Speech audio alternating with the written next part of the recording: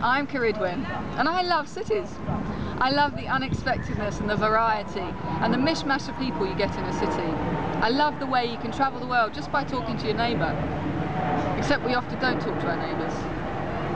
Invisible Food has been a project in reaching out and building community through food. Street Food, Urban Foraging and Wild Food is a recipe book which matches seasonal wild food and world food. We go from January to December with recipes for a 3-course meal from a different community each month. For example, in January there are recipes from Southeast Asia, rice wraps with wild herbs, chickweed salad with spicy dressing.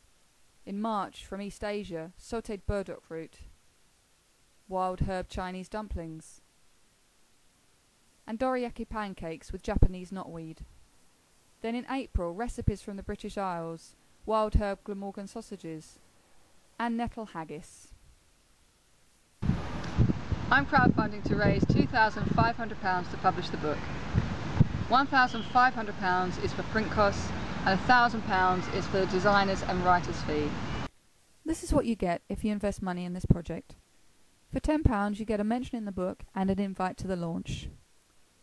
For £25 you get a copy of the book. For £55 you get a conversation with me and a copy of the book. For £75 you get a place on a wild food forage and a copy of the book.